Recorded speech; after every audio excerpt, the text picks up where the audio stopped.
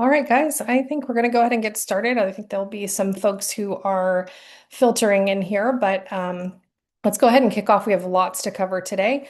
My name is Allison Fisher. I am from PocketSuite. I lead our professional services at PocketSuite, and I'll be kind of taking us through the benchmarking information today. I want to introduce the partners that participated in this dog training benchmarking report. Just to kind of highlight what this report was, it's a group of folks that have come together to create some benchmarking data on dog training in the dog training industry in specific.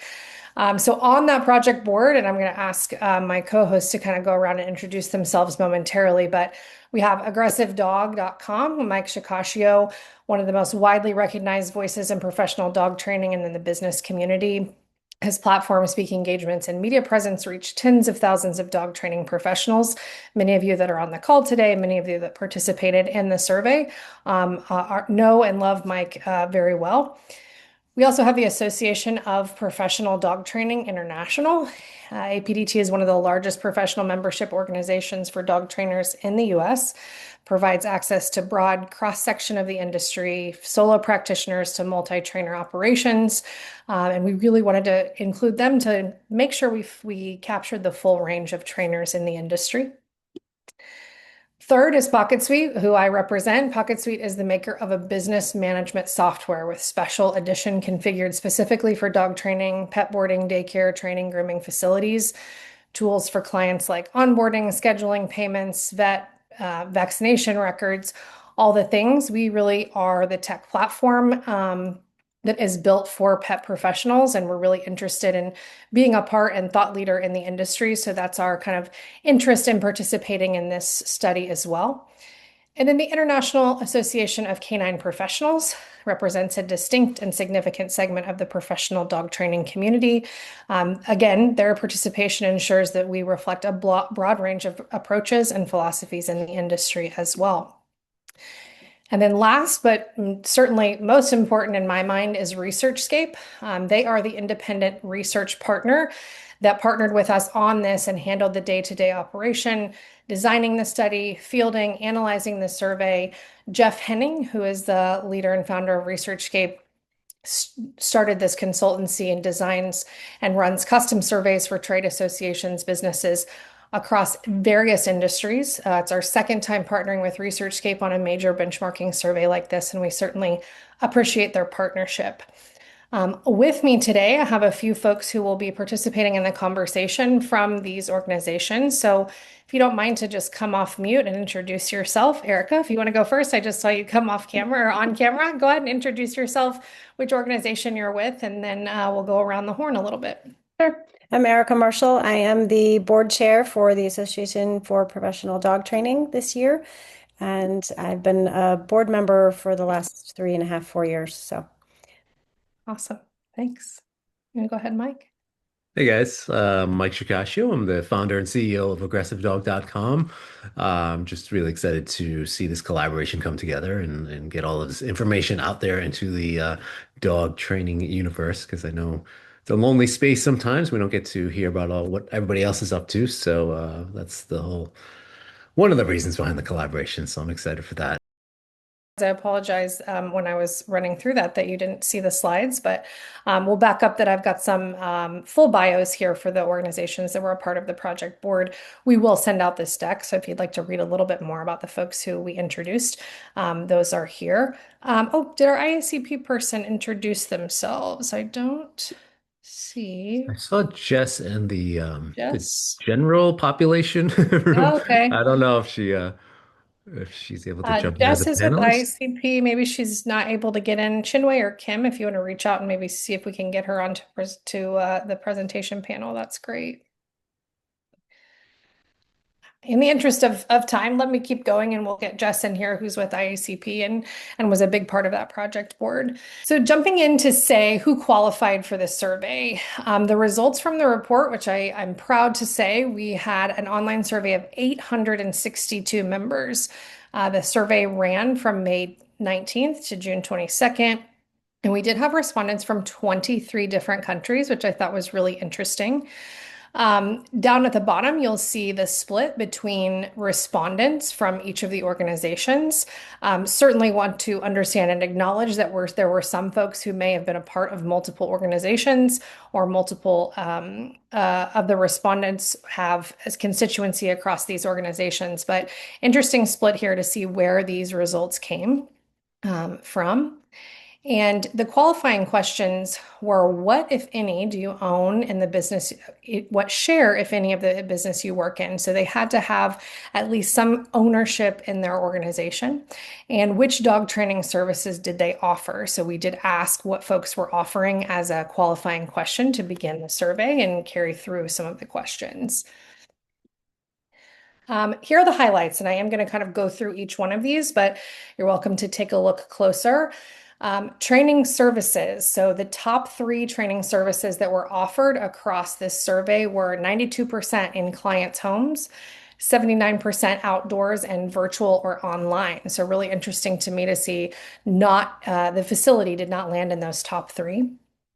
Business profile, 39% of the respondents were 11 to 15 years in business, 14% being more than 15 years. So high representation of folks who have been in business more than 10 years, which I think is fantastic to see the longevity of folks in the industry.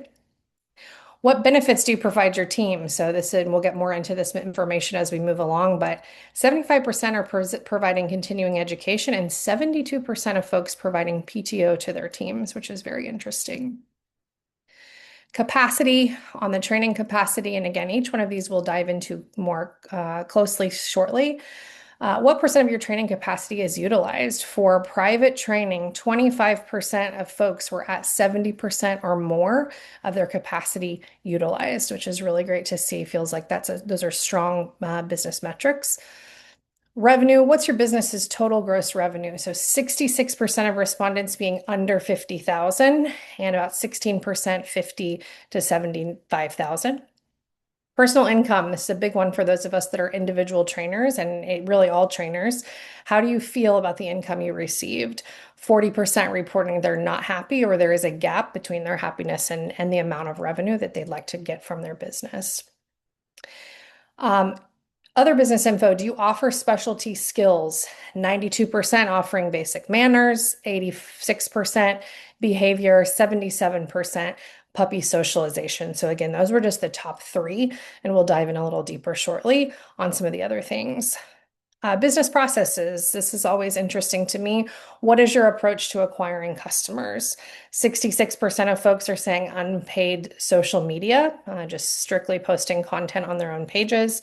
53% at minimal paid ads or paid socials. And then 34% obviously referrals is a big one, I think, for everybody in the training industry.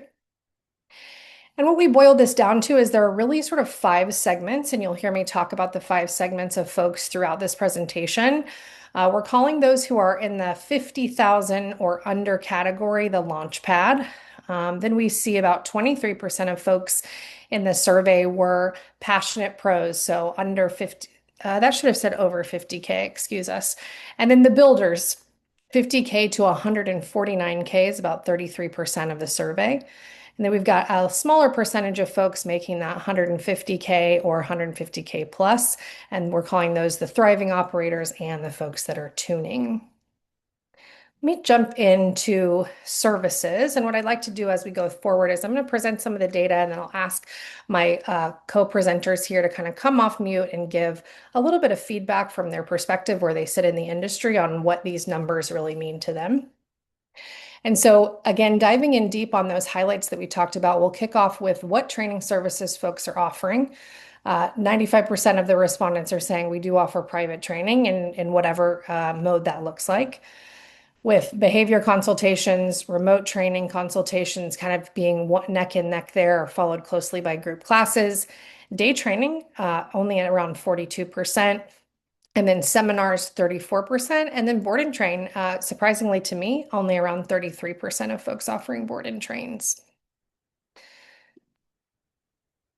on those private training courses, which is that higher category, where are folks doing it? And again, we called this out in the highlights in clients' homes, outdoor public spaces, virtual and online, and only about 41% doing those private trainings in a facility. Let me pause here and ask Mike or Jess or Erica any feedback or reactions to the information that we provided here. Maybe seeing that private training is really kind of broadly offered by all trainers, or information about how you feel on board and trains being lower on that category. Let me just see if there's any reactions from the group on that. Sure, I'm on the right link now. Welcome. Thank you. I found that the correlation between the 41% of facility owners, like having actual brick and mortar with that board and train, kind of not surprising as a statistic, because bringing board and train operations into our homes is obviously a much different quality of life and overall work experience. For sure. Mike or Eric, any reactions on these last couple slides? It's interesting.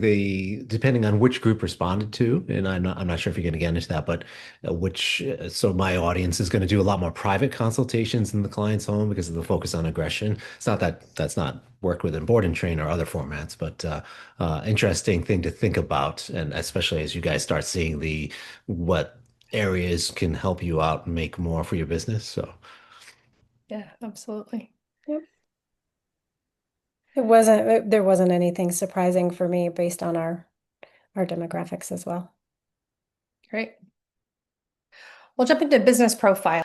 This one is going to take a moment for you to digest, I think, but this is a really, really interesting slide, taking a look at folks overall. How many years has your business been operating? And so again, we saw in the beginning, the highlights is we have a big constituency of folks who are kind of in that 6 to 10 and beyond.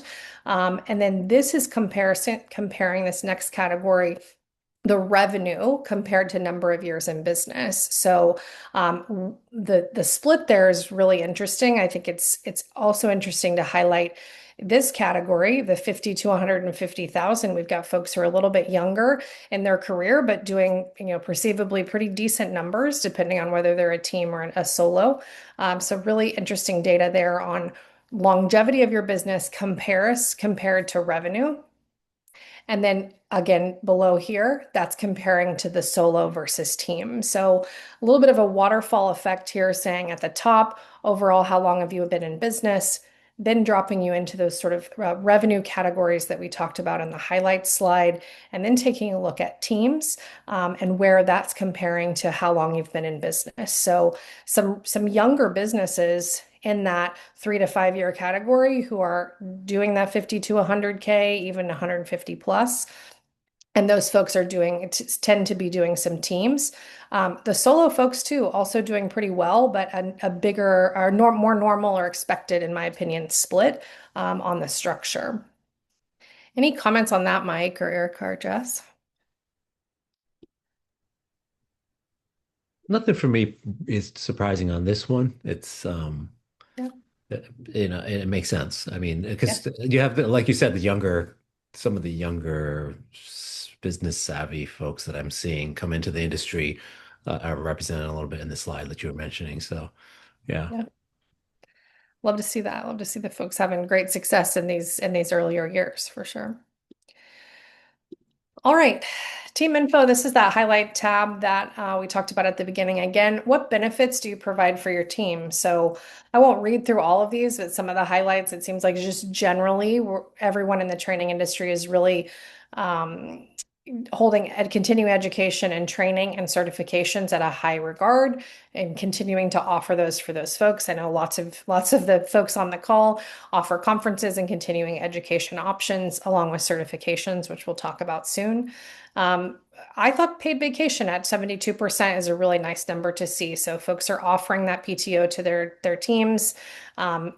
And 51% offering health insurance. I don't know about you guys. I was surprised to see that number being so high, and pleasantly surprised about that as well. With some other things, kind of down the line, I think not necessarily shocking to see dental insurance and retirement plans being lower, but still a good representation of the sample size. This one's always a hot button topic, so I'll be interested. I don't have the chat pulled up just for screen's sake, but it'll be interesting to hear from folks on in the last year, how much did you spend on labor and people costs? To our point earlier, folks that are doing teams, that obviously brings in a new component, but 30% of folks spending under 25,000 on labor and people, with not surprisingly that 300 plus category spending, or 14% of the folks in that 300 plus category are spending on labor. So interesting split here. I think labor in general is always as I said, a hot button topic. So those of you that are in the chat, let us know what you're doing to number one, recruit great talent, but also how are you compensating them? Are you using these sort of the benefits that we talked about on the previous slide? Are you really focusing more on compensation and really nice compensation packages? How are you guys kind of handling that? Can talk about that in the chat a little bit. Next up is capacity. So how many dogs do you train in a typical week is the question. That volume was heavily concentrated at the low end, which lines up with the revenue concentration that we saw in most of the categories. Fewer than 5 is 30% of respondents. And then, basically less than 20 dogs is sort of the norm or more than majority of the folks that responded. Interesting to see how the folks in the 1%, the 75 to 299, are achieving that much training. That's a lot to kind of undertake, and so not surprising that top category, top section is our higher category. This one's really interesting, and when we talk in the pet industry about boarding and daycare and those kinds of things, the numbers are always very interesting to study. Same thing here. On an average across the year, what percentage of your training capacity is filled and utilized? So this is an interesting spread as well. So most of these categories are showing up in that kind of less than 30%. But we've got a few that are having some really big 50 to 59% down in the group classes. So my panel, what is your reaction to the way this spread looks? Workshops and seminars being, kind of less utilized in that less than 30%. And what's your reaction to how this spread looks? I think workshops and seminars are harder to market to the general public. I'm not surprised about the group classes split. I am surprised about the private training based on how large the group is that does private training. So Sure. I feel like that probably goes along with the previous slide with how many are filled in a week. Yeah, absolutely. Jess, were you gonna say something? Yeah, I agree that the workshops and seminars, it's hard for the end consumer unless it's you're hosting a workshop for other trainers to come and like kind of use your facility that way. But the private training on the original, one of the first slides, we saw that most of it was done in people's homes. So it made sense to me that we're not utilizing our facilities because we're often going to people's homes for private lessons. Which if you have a facility, that feels like a work harder, not smarter move, but that's just my perception.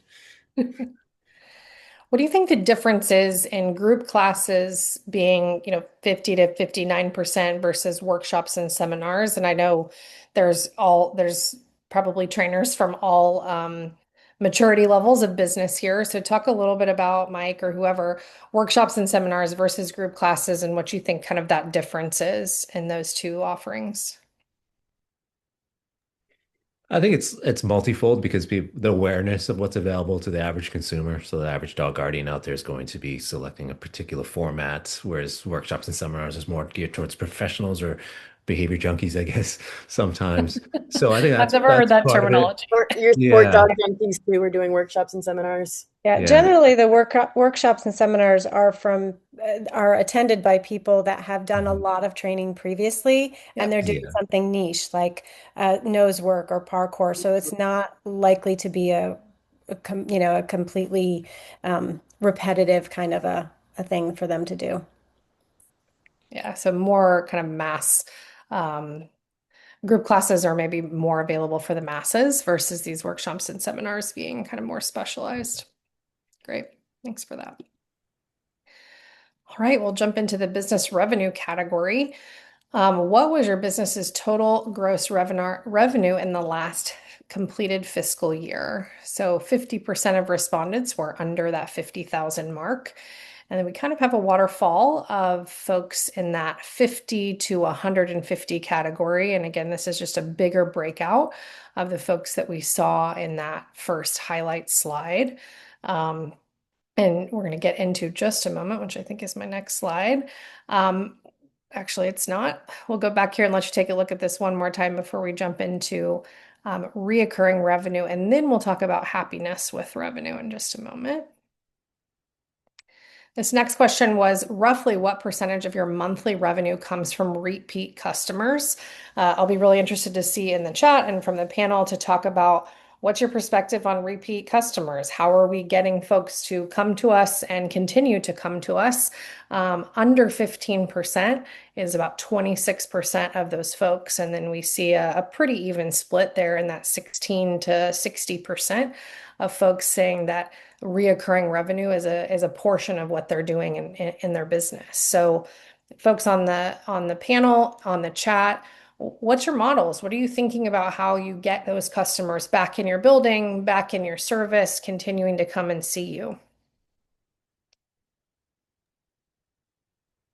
I mean, I think it's those trainers that are providing those more like advanced workshop seminars, the things that are giving people to do more with their dogs or opportunities to spend a little more time like in nose work or do agility or get into dock diving, learn how to swim.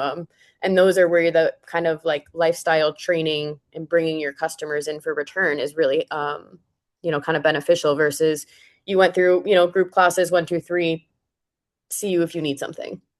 Yeah. Yeah. A couple in the chat talked about memberships and discounts for continuing.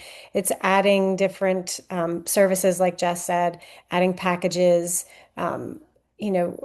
offering here and there support so that you have people coming back to you if something crops up, so that you're not just one and done and, they're on their own kind of thing. So making sure that you touch base with your past clients to make sure that everything is good. Yeah, and in terms of the from the aggression lens too, it's we don't want a repeat customer when you think about it, and when we're working an aggression case, but that doesn't mean we can't get them if there's a new dog to the family or they get another dog and things like that. So it's something to think about for the people that are doing just aggression cases. It's like how do you continue to you have a different conundrum in terms of continuing to drive revenue to your business with those same people, right? So just something to think about in the back of your mind. Yeah, I don't think I said at the beginning, I work for PocketSuite, but I also own 3 locations of a pet resort and we do training. And Mike, we kind of feel like it's the owners wanting to just sort of have the gold star, right? They come in for a maintenance training program and we're like, okay, great. In not in aggression cases, but in puppy training and that sort of thing. It's like we just want to brush up because we want to make sure that the dog is all good to go. And in some cases, I find that it's the owners that are just as much wanting like the reinforcement that they've continued to kind of hold the training and the dog accountable at home and that sort of thing as well. All right.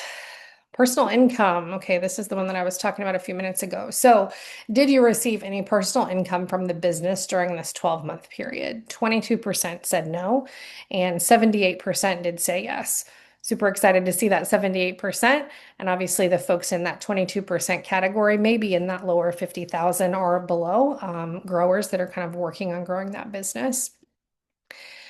And this is the slide I referred to just a moment ago. How do you feel about the level of income you received from the business? So overall, about 21% are happy, 39% satisfied, and about 40% unhappy or not happy about their business. And then below this, we have it broken down by categories. So if you are making 50,000 to 150,000, 149,000, about 21% of folks are happy and almost half of folks not satisfied with that level. And then I think not surprisingly, the folks in that 150 plus category, about 40% of those folks are happy.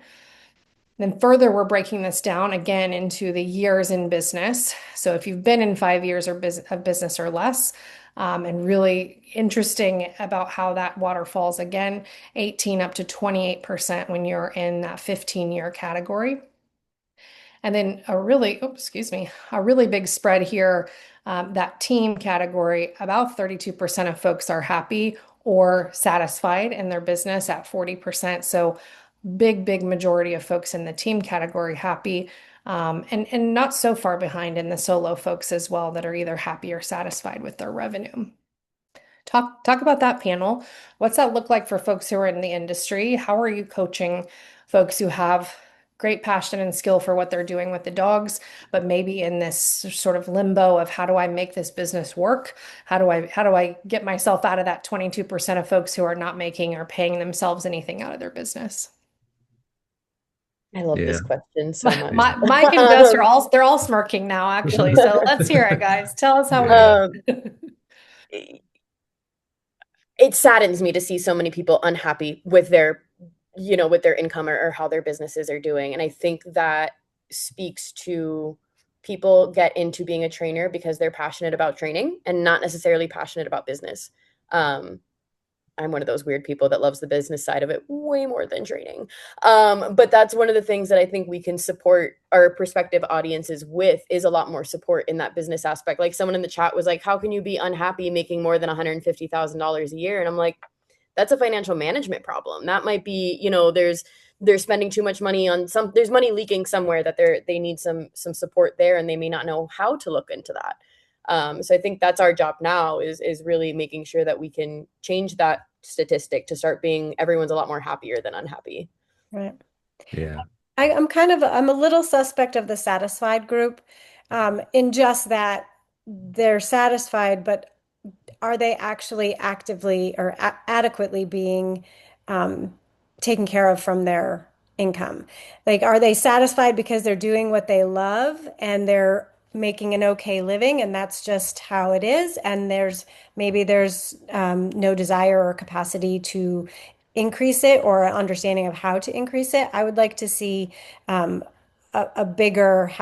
a bigger happy, very small satisfied, and not happy. I think, and I do agree. I mean, 150 plus as a dog trainer, I'm not sure how that, that seems a little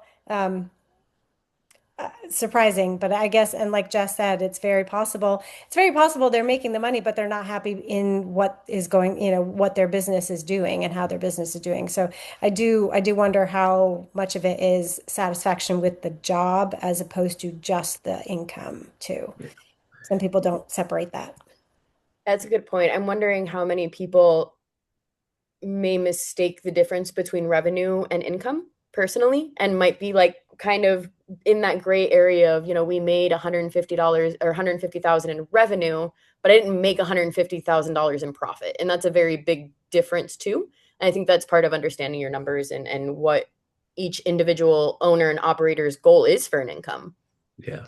I think if we double click on that, Jess, on one of the previous slides, we saw that some folks were spending tens of thousands of dollars on labor. And so the 150, I would presume many of them are team based, may have facilities. And so, yeah, I think to understand what the difference is in those and how folks answered this question may give some insight, which, next time around when we do this survey, we'll ask that in other ways, maybe. Go ahead, Mike. I think there's two other variables to think about too. Is like 150K in San Francisco is not much at all, right? Versus 150K in like the Midwest somewhere. So that's part of it. But also, I think what I typically see as I see trainers grow and get more busy is, yes, they make more money, but then that work-life balance starts to fall apart. So I think even if you're making 150K, yeah, you're busy, you're successful, feeling successful, but you're totally burnt out because you're working 100 hours a week to sustain that. So I think sometimes when people say, "Oh, you're making all that money, how can you not be happy?" Well, because I'm working 100 hours a week and not getting any sleep.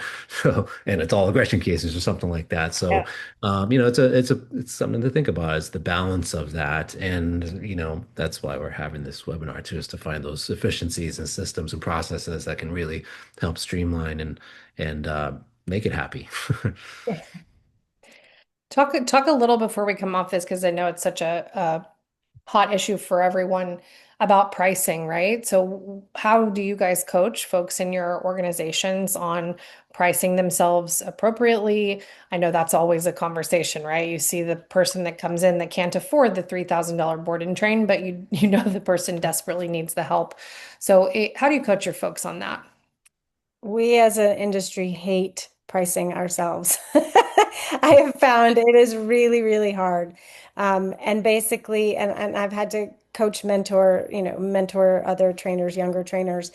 And if somebody is willing to pay it, you need to charge it, and you need to charge for your knowledge, not just the physical work you're doing.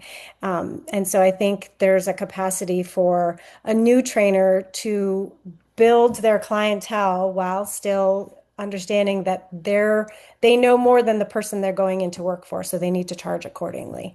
And there's always room to increase that. And when you get too busy, then you increase your prices, and you just keep doing that. And hopefully it's really hard for us because we're in it to help the dogs. We're not in it to make money. And the fact that we have to make money is kind of abhorrent to a lot of us in this career. Um, there was a comment I wanted to grab. So Jen says, I'm a fairly new trainer and I struggle with pricing and how much time I spend on each client. I'll give my own 2 cents on that. Jen, a mentor of mine a long time ago, said you've got to break it down by the hour, and it's really difficult to do that. But she literally told me you should take a journal and you should write every minute and everything that you're doing with this dog in whatever program it is, and divide that by the price, and then see if that's what you're worth, right? If I've seen folks and colleagues that I've worked with and mentored doing, day train programs, and at the end of the day they're making like $7 an hour because they're spending all this time with the dog and charging such low rates. So my recommendation always to younger trainers is take your services and figure out how much you're getting paid per hour, which is really hard to to want to quantify, and sometimes it's really eye-opening. But I don't know if you guys have opinions or recommendations for young trainers on that. A good rule of thumb, I always tell new trainers, is that when you first start out, every hour you're actually training, so you see a private client for an hour, calculate 2 hours of work outside of that. Yeah. So marketing, taxes, everything else you have to do. And it's pretty accurate when I see new trainers start out. And that's then you streamline that. Aim for like every hour I'm training that I'm charging for. Now I only have an hour of admin work because I've streamlined that and brought in systems and processes like PocketSuite to help you out. And as you go along, you keep trying to streamline the time that you're not actually with clients, and that's a big part of it. So, and then in pricing structure too, it's like they say, you should know your competition, and don't feel like because you don't have the 10 years or 20 years of experience that person has to significantly undercut yourself, because that old saying of like which doctor you want to do the surgery on? You want the one that costs $1 or 100,000? Of course, you want the more expensive one because they're probably better. So keep that mindset, and because I see people, especially in some pockets of our industry, super undercharging, which Mhm. really does a disservice to the whole industry when you think about it. So Yeah, and giving away a lot for free. Like it yeah, is really, really hard for new trainers, especially, and some seasoned trainers to not just have an hour-long conversation on the phone and give away all kinds of free information, and the person doesn't actually book with you. yeah, And so you're selling yourself short and losing out on a lot of revenue, unfortunately. Yeah. yeah, Yeah, Yeah. agreeing with everything that Erica and Mike just said, but also really knowing your market too, and in your city, understanding where you're at. I live in rural Midwest of 6,000 people. I'm not going to charge the same rates that I did when I was boarding in daycare when I was in Miami, Florida. That's just a big part of it. Um, I think a lot of it is also confidence building and understanding, it is, yes, a lot of us got into this to help the dogs, but you have to put food on your own table. And building the confidence to realize like it's okay to charge what your worth is, and it taking out a little bit of the emotional attachment to it, and realizing a little bit of our logic brain and saying, okay, I love this profession and I am in business so that I continue doing it, and that's okay to charge our worth and to charge what we're doing. And I think there's just a lot of confidence building that needs to happen with some of our younger trainers to make them feel okay with charging what their actual value is. I just want to touch Jen's comment. I agree with that, Jess, about missing opportunity for working with lower income guardians. That is a huge, especially, I mean, dog training in general, like I said, we want to help everybody, but I think charging accordingly allows you to have those clients that you can give discounts to, or you can do pro bono, or you can have one of the trainers that I have worked with, she's developed a whole scholarship program for her training where basically her high-end clients pay for the lower income clients to work with her. So there's a lot of ways that you can still offer your services to lower income clients by charging accordingly to those that can pay. Yep. Something that I do in my facilities is we partner with local shelters and usually are fostering somewhere between 2 and 5 dogs for boarding. And we're always, kind of trying to train them to be a little more attractive for adoption. And from that, I've had folks just call and say, "Hey, I want to donate some money for you to help dogs that are in need." And I just keep that. I don't have a formal 501 or any of the, or C3 or anything like that, but I keep it. And then when things come along, I'm like, okay, I'm going to pay my trainer to work with this dog. And then secondly, I started a long time ago basically offering myself 5 free group class admittances every year of like, hey, this person can't pay. Group classes is really easy to scale. I'm going to give them an extra spot. And that's just a recommendation that's really worked for our facilities. I saw one more comment I want to highlight here. Oh, where did you go? There's lots of great conversation. Steven says, my prices are 2 to 3 times higher than a couple of years ago. I'm assuming, Steven, you're sort of starting to own, your skill and education and things that the panel has highlighted, but also would love feedback on what your perspective is on raising prices annually, right? Minimum wage goes up and cost of living and those kinds of things. So real quick, if the panel, you don't mind weighing in, and those of you in the chat, what's your philosophy on adjusting your prices annually or on regular basis, and kind of what do you do in those scenarios? Yeah, when I was actively training, I did at the end of the year, I went through my expenses. I went through everything that I had made that year and I adjusted accordingly. I didn't do it every year necessarily, but at least every other year, I was adjusting my prices based on the clients that I saw and the workload that I had. So I think it is really important to at least analyze that yearly and see if you need to. Yeah, I'm a big supporter of reviewing all hard costs annually, if not twice a year, even, Right. especially if you have a facility. What's your water bill looking like? What's your electricity? All that stuff increases. And those are, cents on the dollar that get missed, but at the end of the year, they add up to a lot. Mhm. And making sure that your hard costs are covered and, increasing pricing and services allows us to increase wages, allows us to offer more benefits to our staffs, allows us to do all those things. So I don't think there's harm if you're doing it ethically. You're not price gouging, you're not doing things like that, but doing it in a way that matches kind of what the economy of wherever you are is doing. Yeah.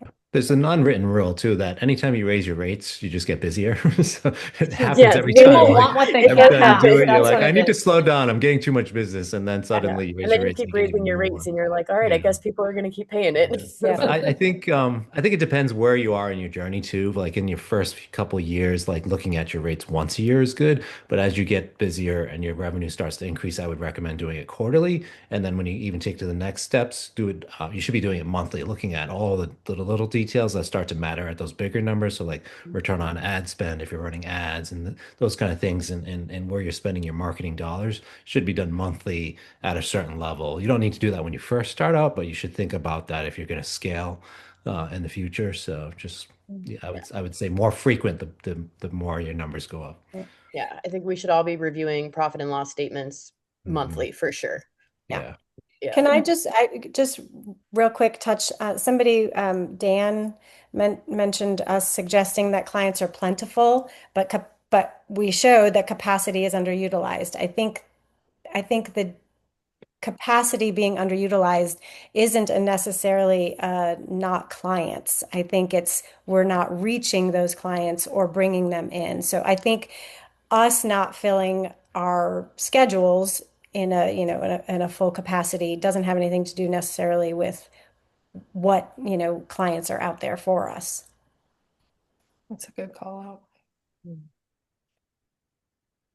All right, great conversation. Keep that going in the chat, guys. We'll jump into a few more things. Other business information is this category, and do you have any of the following certifications or credentials? So 32% of the respondents at CPDTKA. And then the second category there being other. Be interested to know if you're on the call and you have certifications that are not listed here. What are those certifications? Would love to hear that. And then 25% of folks in the respondent category have no certification. So would love to hear feedback. And I know there's a wide range of training philosophies on the call, but interested to know where you guys think folks hold those certifications. When you meet on a consultation, are they asking about your certifications? Do you spend a lot of time selling yourself, so to speak, in those certification categories? Folks on the panel, feel free to weigh in, or anybody in the chat. What's that look like for you as you're going out and sort of meeting with clients and finding your customers? I think in the almost 20 years I've been training, I've had a handful of people find me because I was certified. I find them, I find them important, but I find them self-important, if that makes sense. I don't know that the general public, and that could be all of our issue, is we need to get the general public to understand certifications and understand the benefit of them. And that is our jobs as organizations. But I think right now, that doesn't really mean much to the general public. So I think the trainers that don't have any aren't necessarily at any disadvantage right now. But I do think it is incumbent on us as organizations to make the public aware of the level of training or the level of background or experience or any of that stuff that comes with certain certifications. I 100% agree. I don't think the average, end consumers, the pet parents, the pet guardians, half of them don't even know training certifications exist. And to Erica's point, that's our job as organizations to get that out there. Something like, and I'm pretty sure APDT, you and I share a benefit of like a member directory, right? Like the average consumers can come and find a trainer through our respective directories.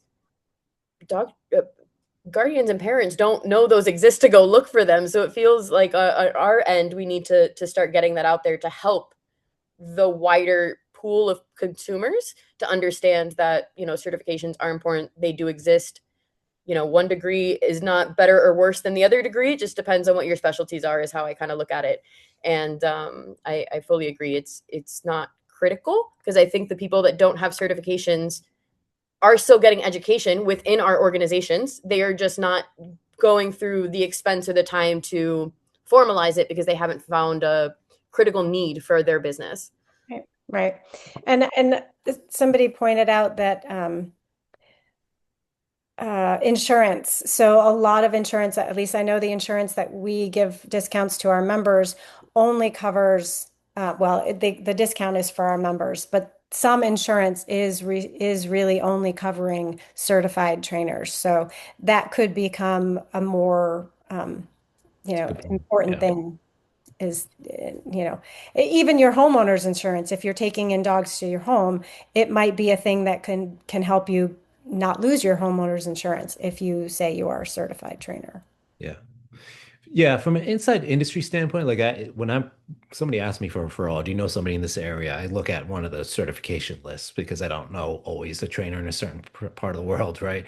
But that being said, a kind of a side note for you guys to think about is AI and how people find things now. So services, products, whatever. A lot of people are using like ChatGPT, be like, what should I look for in a trainer? What certifications or whatever? Or, what should I look for in a good trainer? And it's going to pop up like, and if you actually do that now, you can see that it'll pop up the top three, four-ish in this list as the letters you're looking for. And they mention other organizations too, but just kind of something to think about for the future and how much that'll affect like where people's direction are going, especially with ads going onto AI pretty soon, if not already. So That's a really good Just going to point. become the new Google, right? In terms of where people find, help.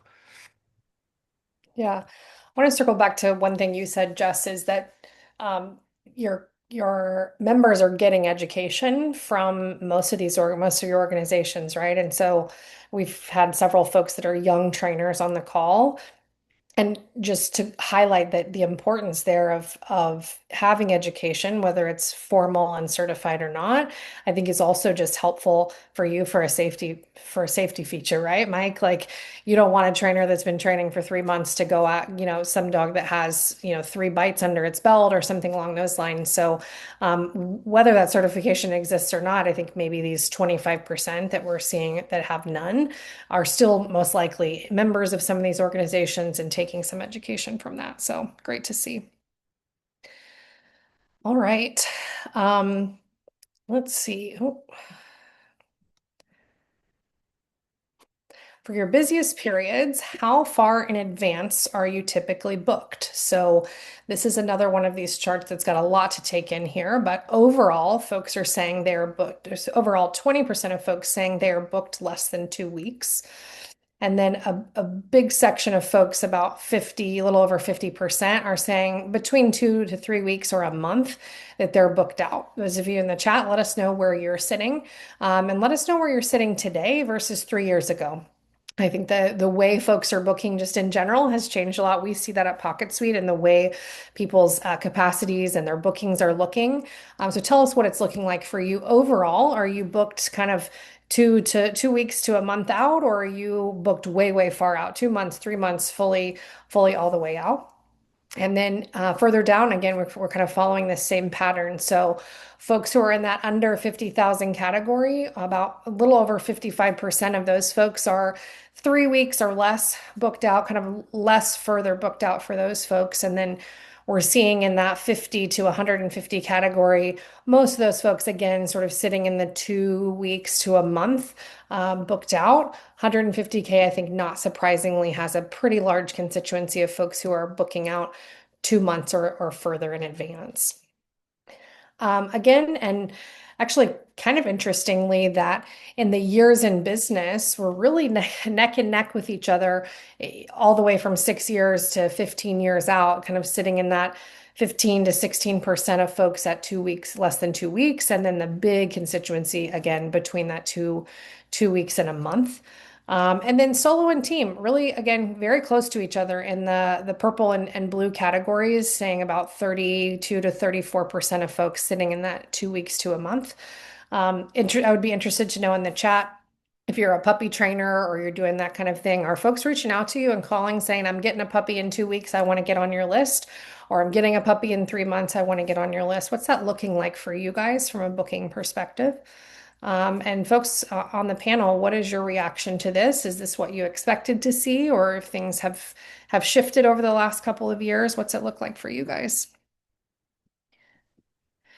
Oh, I see. Someone said Everett only releases website availability 2 weeks ahead. So Everett, my follow-up question to that is, do you have clients that you're letting kind of jump the line, like maintenance clients or anything like that, or it's sort of strictly, here's my availability, let's rock and roll? Riley, good comment. Riley says, when I start getting booked out more than a month, I take that as a signal that I can raise rates. I think you're right. And that goes along with what we just talked about, just with the round of applause for that one. Yeah.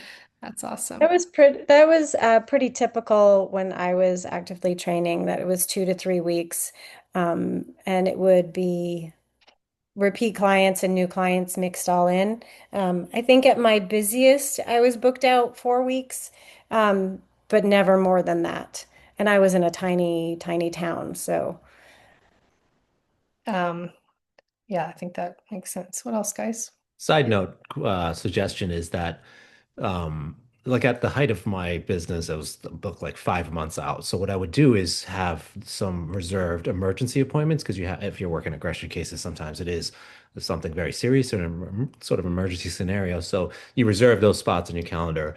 You should charge a little bit more because it's like a special spot. And yeah, those would always sell like immediately. So just a suggestion for you guys that are doing a lot of those kind of behavior cases or aggression cases is to get a couple slots on the calendar. And if they rare instance they don't book, you get a little time off. So Uh, I think when we're booked out a month or two, there's opportunity. Yes, raise rates, but is there ways to streamline other ways and free up more time so that you have more time in order to take clients sooner? So to your point, if you're not using, a back-end admin system like PocketSuite that streamlines your customer communications or your admin work, or is it time to hire and bring someone on to do some of maybe the basic kennel care or, walking dogs in between so you can spend more time training? Um, I don't think raising rates is always well, it's great and I love it. It's not always the end all be all because we can raise rates and still be booked out 2 months and we're not really getting to the source of that problem there. Yeah. That's a I'm good thought. I'm interested. Brandy, you said you're at 17. Is that 17 a week? Because that seems like a lot. But I was very judicious with my time and kind of selfish with my time. So that may be the area that I was in also. Okay, some are biweekly or weekly. Okay, that makes sense. I Whew. was actually going to highlight something else Brandy says above. She said lots of competition in SoCal. Some people reach out, but then end up going elsewhere. Selfishly, I'm in software. As I said this before, I've owned a pet facility, 3 pet facilities for about 10 years now, but have been in SaaS. I previously worked for another pet care software company and joined PocketSuite this year. What I think is really interesting is those of us that are allowing booking without consultation, right? And PocketSuite, in my opinion, humbly, does the customer interface and interaction very, very well to either capture a lead or give you flexibility to say, hey, book a phone call for 15 minutes or this, that, or the other. And I think my opinion in all pet services, because I'm in all of them, is the customer wants it now, right? They want to feel like they've done something for themselves now. And so my sort of informal poll to you guys is who's allowing booking of any sort? Doesn't mean you can book, you're booking a board and train online, but who has an interface in the chat? Who has interfaces that allow that customer to at least book themselves for something versus having to call and talk on the phone? Really interested in knowing that. At PocketSuite, we feel like again, people want to grab that appointment or feel like they've done the thing, right? They bit the neighbor, and not to be radical, but they bit the neighbor and it's the third time and they need to go get something booked. They're not going to rest until they find something. And so, who of you is allowing that to happen, or which of you is saying, nope, I got to talk to you on the phone before I'm really even going to engage with you? Would love to hear that. Cool. There was one comment that went by that I want to grab, and it was, how do you book without knowing the time constraints, getting back and forth? And I was like, that's such Travel. It's a, yeah. a solo operator, Yeah. you're on your own, you have to factor that in. And I'd say if you open up your calendar, you just have to kind of, like, to Mike's point, add your 2 hours right on either end of it, so it's a 3 hour block for a 1 hour lesson essentially, and understanding your time management in that way. And it might only take you 15 minutes and then you have 45 minutes of admin time that just opened up, Right. and really looking at our time management that way, which I think if we look at our groomers do time management really, really well. Yeah. Brandy, sounds like PocketSuite needs to help you. We'll help you get some buffers built in there and get you set up and figure out how to do some online booking. yeah. One other Awesome. note too is that I think it also depends on what you're selling. So if you're doing like a $3,000 board and train, that is something you want to get on the phone because that's a Yep. big ticket item.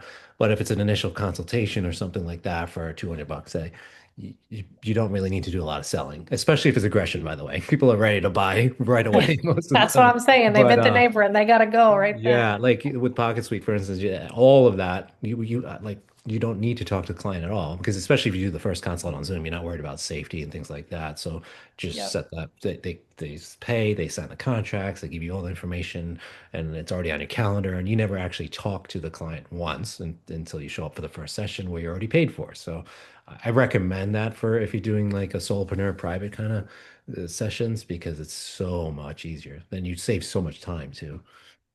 Yeah. Same thing with group classes, right? Like low Mhm. level. I Yeah. don't want to say low risk because we all know there's always risk with live animals, but if you're doing like a level one group class, like people can book that without needing a consultation, and take that time off of your plate. Yeah, and I Yeah. think if you have, especially for like group classes, that kind of thing, if you have an adequate intake form so that it gets all the questions that you need. So if it's an adolescent class, you do need to have on there, has your dog bitten? Does your dog have any kind of reactivity? Because if they're going to be in a group class setting, you either need to know that or have it flagged so you can call them and change something up if you need to. And I think the same is with private lessons is you have a really good intake form, either in your system in your software, or when I was doing it back in the day, it was on my own. By So hand. yeah, pretty much. Yeah. Yeah. And so finally, by one point, I was able to email the intake form, and then I could see, okay, this is something that I want to take on, or I need to refer this, and it didn't have to take up any of my time. Um, but any time that I spent with the client, the first time was always a consultation, and it was always more charged more. For sure. I want to call it, we've had a question about when you're the highest in your area, raising rates feels hard. And I can understand that when you're already the most expensive. Shout out to selling a very expensive plastic table with 4 legs. It's not bad to be the most expensive thing in your area or in your competition.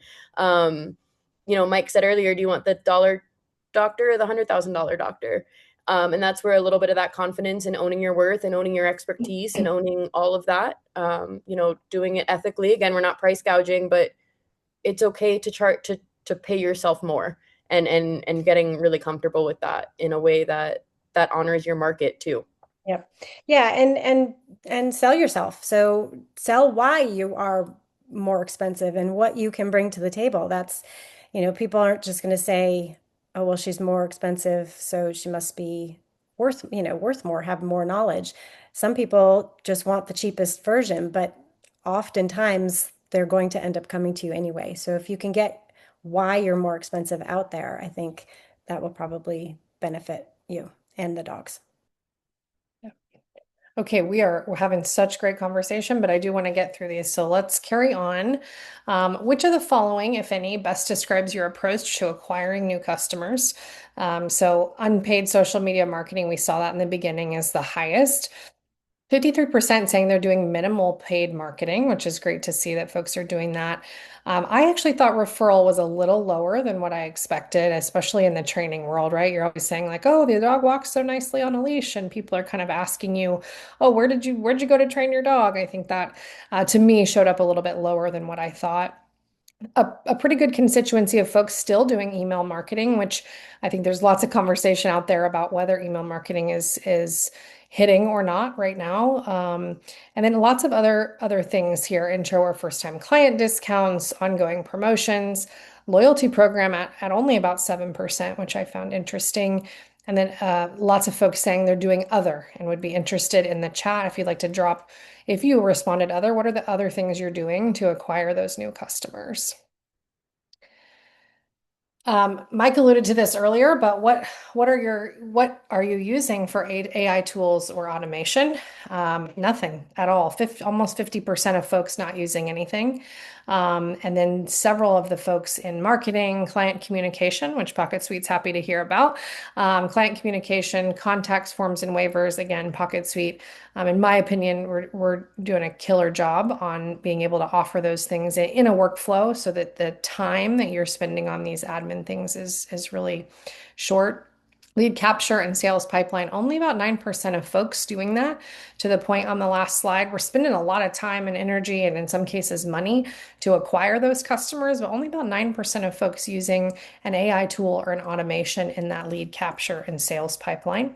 CRM, about 8% of folks, and then obviously a smaller constituency of folks doing reporting and scheduling bookings and payments and invoicing and all the things.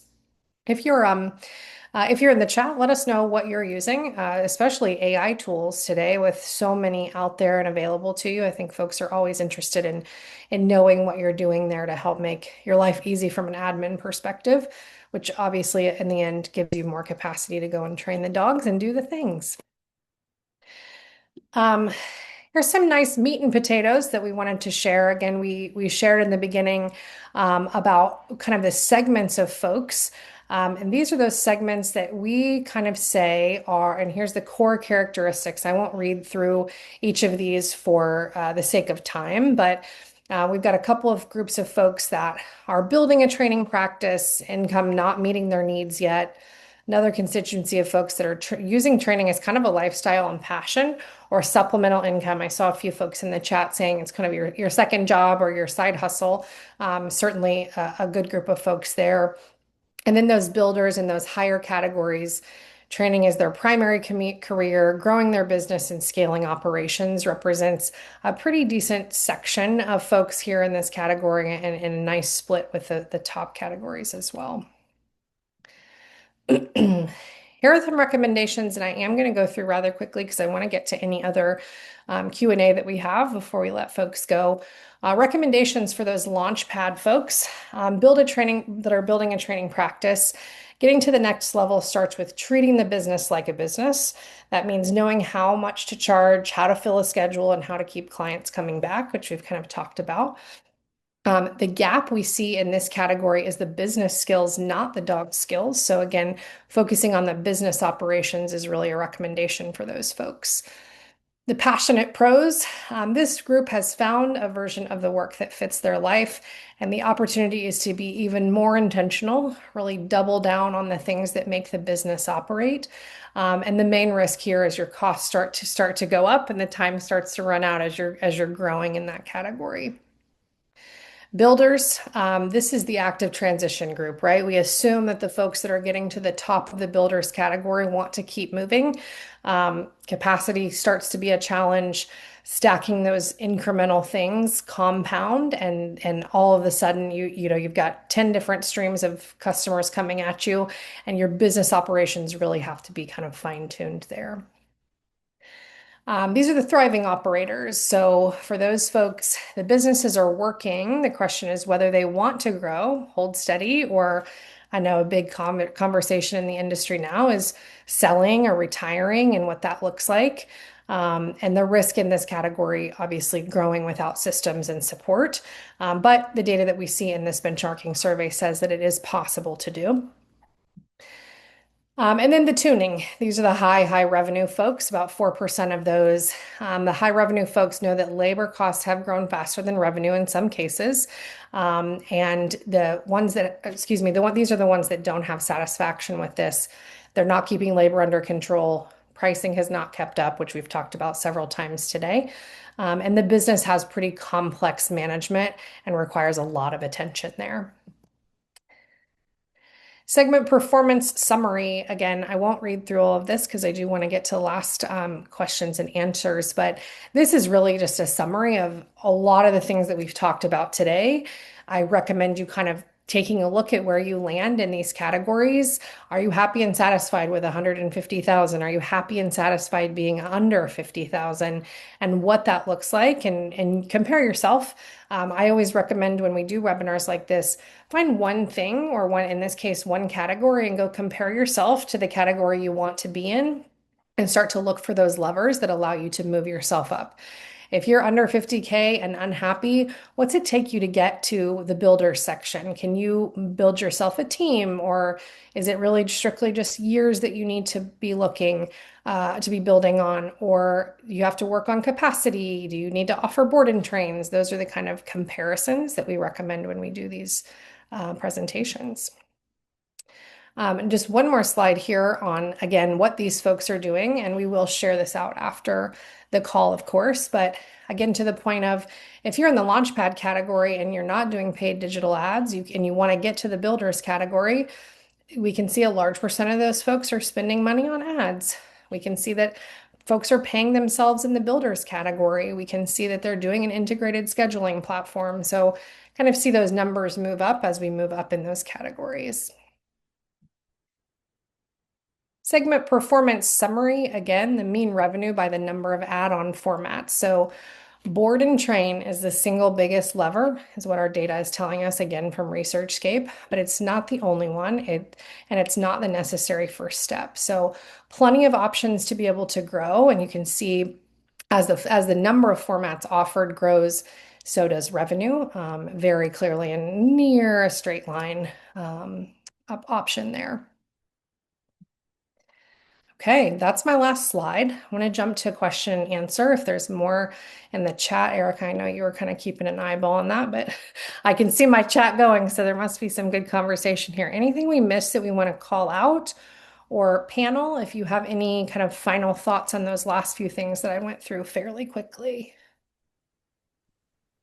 I want to jump into something that I see Mike typing in the chat. One of the comments was like, I have all the continuing education and I have all the stuff. I don't know how to market myself. And Mike's point is excellent. Continuing education is also your business skills, not just your training skills. Go see a sales coach, go find a business support coach, come to your associations and your vendor halls, because a lot of times your vendor halls have those consultants and those coaches that can give you that information. So come to us as your organizations and you say, use your resources, because your continuing education isn't just with a leash on your hand.